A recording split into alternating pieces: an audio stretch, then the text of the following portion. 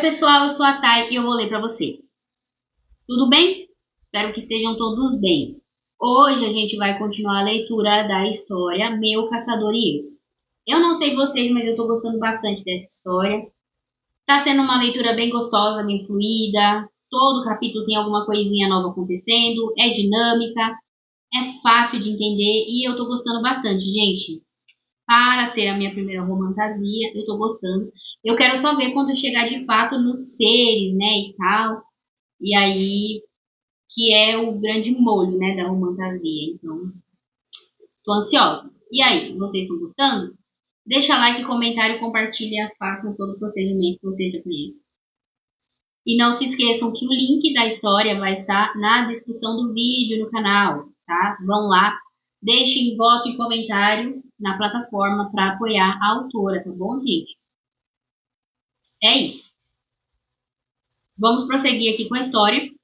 No capítulo anterior, a gente viu que a Laisla cresceu, que a Laisla é pobre, pobre de maré-maré. O pai ficou cego, eles não têm mais dinheiro, eles acham que o Chiron morreu, né? E é isso, gente. Que dizer?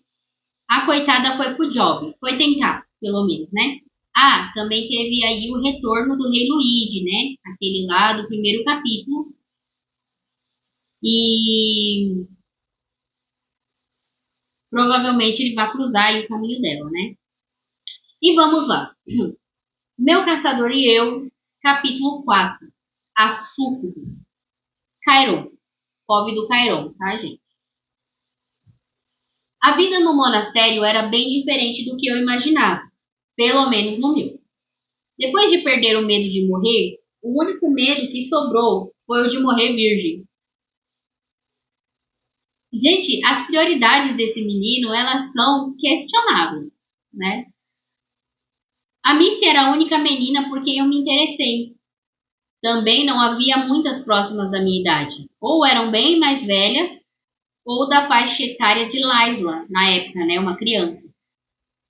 Na noite em que completei 20 anos, saí em uma missão. Gente, só um momento que eu vou fechar minha janela porque está chovendo. Pera aí. Bora lá. Na noite em que completei 20 anos, saí em uma missão. Disseram que uma banshee, não sei o que é uma banshee. Vamos ver aqui o que é uma banshee. Gente, eu não sei o que é, tá?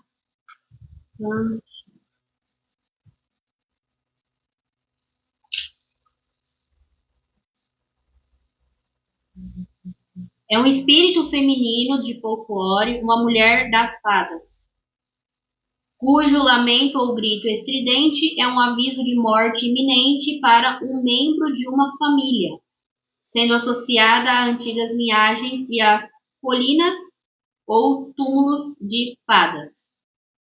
Ela parece uma mulher pálida vestida de trapos, ou às vezes uma figura mais aterradora, com gritos que podem ser ouvidos a quilômetros de distância e podem manifestar-se como um espírito ou uma mulher chorando.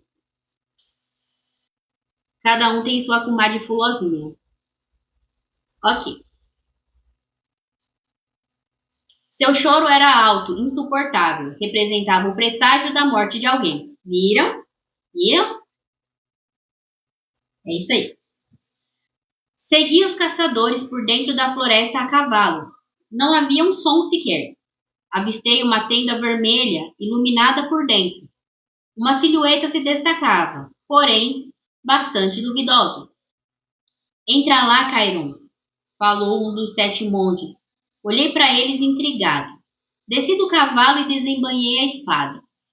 Não vai precisar disso não, garoto, debochou. É só ficar calmo que vai dar tudo certo, disse outro. Caminhei lentamente, encucado. Seja rápido, gargalharam e eu bufei. Com certeza ele será. Quando entrei na tenda, me deparei com uma mulher linda, seminua. Me esperava com poucas peças de roupa púrpura. Não sou preconceituoso. Entretanto, 2 coisas enormes chamaram a atenção: suas asas e seus chifres. O que é você? Indaguei nervoso. Deveria caçá-la? Analisei o entorno, que parecia maior do lado de dentro do que de fora, e reparei nas correntes presas aos seus 2 tornozelos. Então, finalmente a encarei. Não vou te fazer mal, pobre menino. Vou te fazer homem.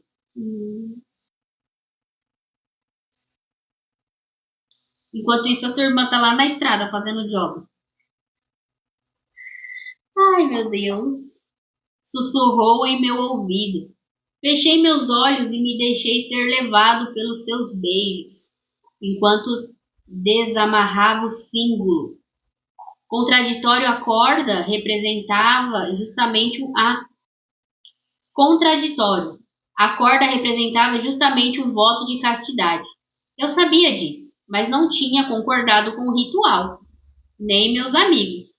Ele é muito malandro, né? Eu não concordei. A mulher retirava vagarosamente minha túnica marrom. Quando fui exposto, confesso que fiquei tímido. Não sei se agradava a ela. Eu nunca fiz. Gaguejei sem olhá-la, desconcertado, engoli em seco. Não se preocupe, eu te conduzirei. O momento poderia ter sido mais interessante se eu me recordasse de tudo. Lembro-me da agitação ao meu redor, os monges me sacudindo, tentando me reanimar, das súcubos da floresta levantando voo e de Hauise, meu amigo, usar sua famosa besta. A mulher caiu e foi novamente abatida. Você é maluco? Gritaram comigo. Voltamos para o monastério, os 7 monges e as súcubos. Teoricamente, a demônia não precisaria nem estar solta para atacar alguém. Se ela cismasse com um homem, se faria presente em seus pesadelos, roubaria sua energia até não existir mais vida. Enfileirados no claustro, o pátio interno, fomos interrogados. De quem foi a ideia? Indagou meu tutor. 4 dos monges arteiros eram seus aprendizes. Os 6 choravam feito criança. Haviam sido castigados várias vezes. Minha adaptação foi difícil. Já disse sobre meu temperamento explosivo? Disse, lá no primeiro capítulo. Foi minha, respondi sem hesitar. De algum modo, toda aquela loucura na floresta me trazia coragem. Eu havia me deitado com uma criatura maligna. Não era nada natural. Pois bem, será açoitado. Os demais retornem aos seus aposentos. Ele fala assim, tipo, mais um dia. Ah, tá bom, vamos te chicotear e tá tudo certo. Bobagem. Respirei fundo. Ainda estava fraco. Enquanto me domesticavam pela 8ª vez em menos de 2 anos, gente, ele apanhava toda hora.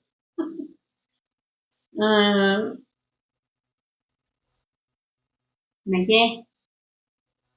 Enquanto me domesticavam pela 8ª vez em menos de 2 anos, outras cenas vieram em minha mente. Te encontrarei em outras épocas, meu bem, dissera ela arfante. Deveria me preocupar? Talvez.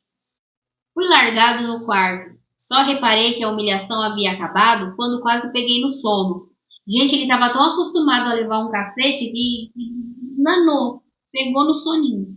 Nem viu acabar. E se ela entrar no sonho? Murmurei baixinho, como se escondesse um segredo da minha sombra. Demorou 11 dias para a bravura me reencontrar e me permitir dormir. Na verdade, precisei agir cruelmente. Aquela mulher era o único ser sobrenatural naquele monastério. Por qual motivo? Constatei a via de mão dupla. Alguns dos nossos morriam, mas quem achasse graça aos seus olhos recebia seus favores. Eu seria um dos felizardos? Acredito que não, já que tiveram que me socorrer na floresta. Contudo, decidi me garantir. Desci sigilosamente para a masmorra. Era fácil ser confundido com um dos guardas. Todos eram monges. Todos tinham a mesma roupa. Avistei a súcubus pelas grades, que me olhava sorridente. Vai me soltar mais uma vez, Cairon? Aproximou-se. Eu tinha suspeita sobre tê-la libertado inconscientemente das correntes. A sua força é sobrenatural, caçador. Afaste essas barras de aço e me deixe sair. Persuadia com a voz mais sensual que eu já tinha ouvido.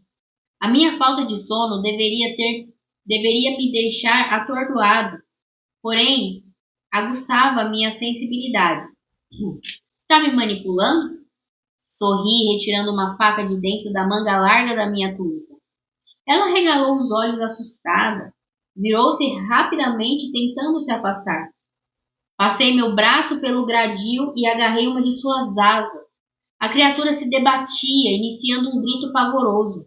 Então a puxei para mais perto e apunhalei no meio de suas costas.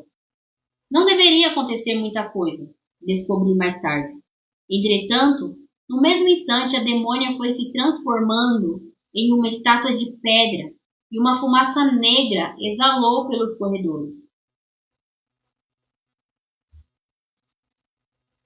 Em seguida, o local ficou inundado de gente. Todos me observavam seriamente. Meus olhos, com as bordas vermelhas pelo cansaço, lacrimejavam. Senti-me avaliado, independente do que me ocorreria. Eu sou um caçador, não prisioneiro, afirmei afrontosamente, me referindo aos anseios que eles tinham por aquela mulher. Fui conduzido à biblioteca. O silêncio durante o percurso aumentava o sono. Eu só queria dormir. Seria perder muito? Chegando lá, meu tutor me aguardava, juntamente com uma outra autoridade. Franzi minha testa, imaginando ser punido pela Santa Inquisição. Respirei fundo e adentrei de cabeça baixa. Ouvi a porta ser trancada. Cairon, menino, você chama muita atenção. Por que fez o que fez? Indagou o monge das sobrancelhas exageradas.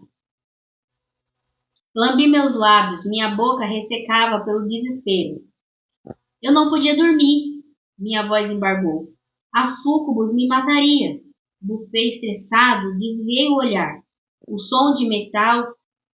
o som de metal. Jogaram a faca que eu usei sobre a mesa de madeira.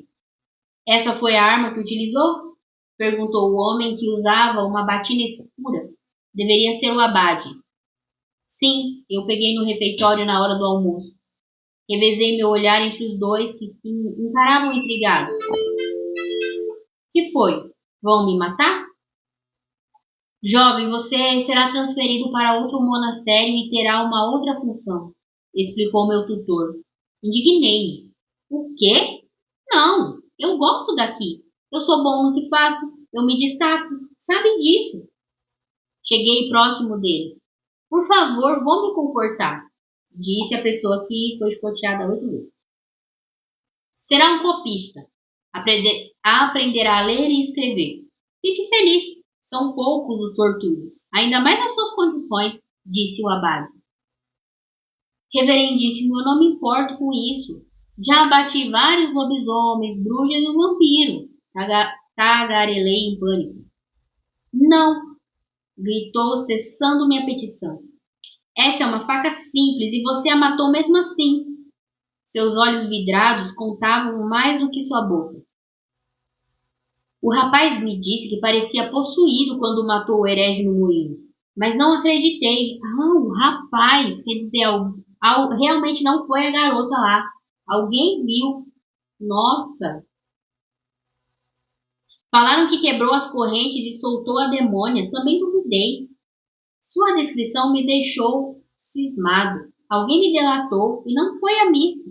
Desconfiei de Alípio. Sim, verdade.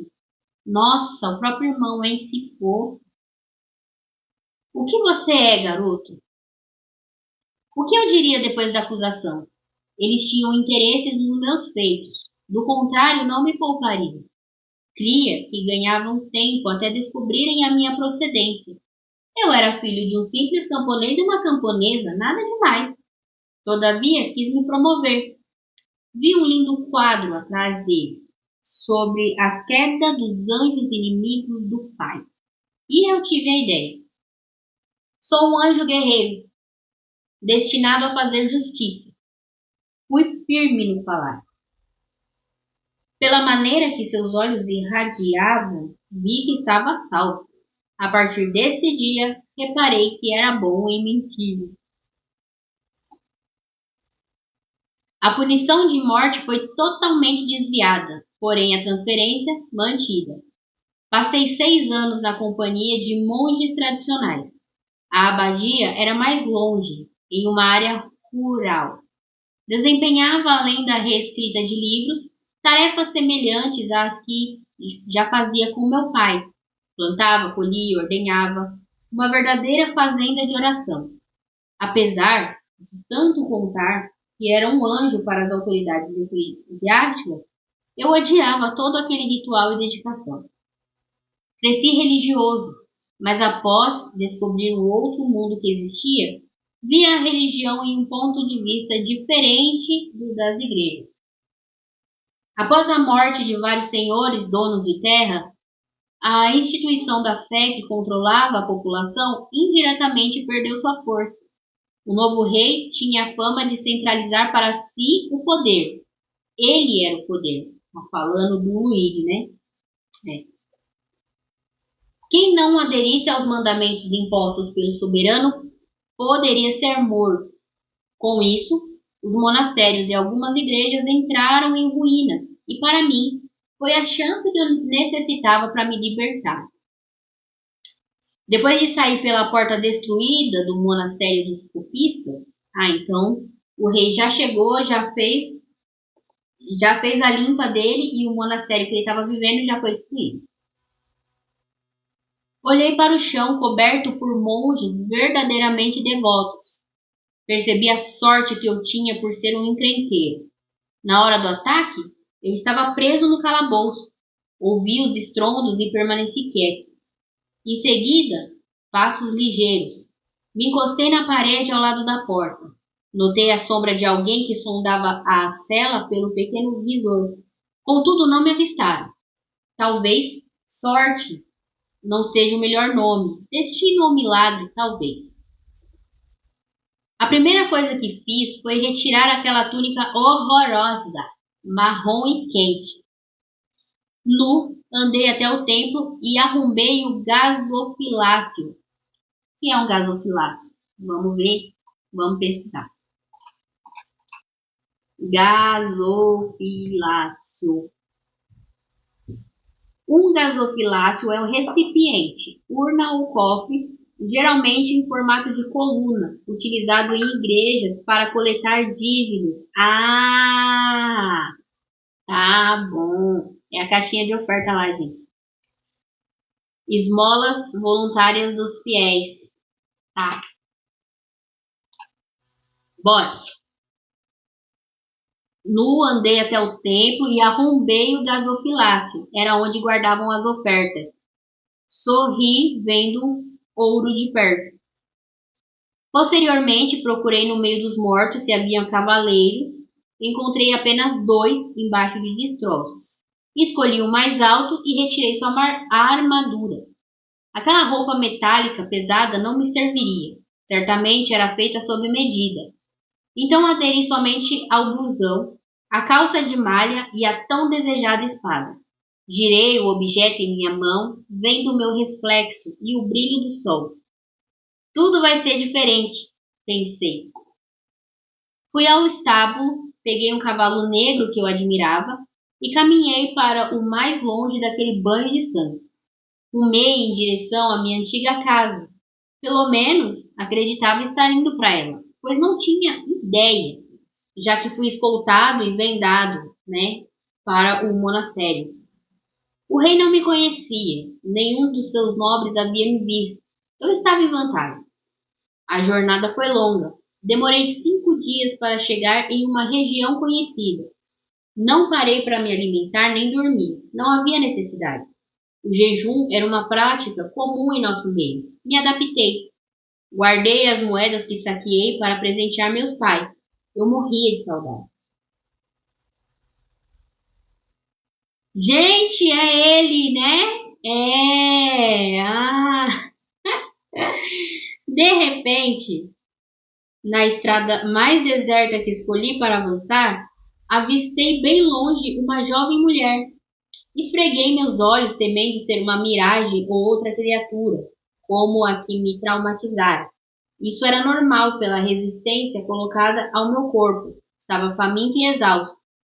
Ela me olhava receosa, mas permanecia firme. Seus cabelos castanhos balançavam com o vento do início da tarde. Saíam por debaixo de um lenço. Certamente era meretriz. Que mulher direita estaria ali sozinha? Parei e a encarei de perto. Lindos olhos verdes ela tinha. Analisei de cima a baixo e imediatamente a quis.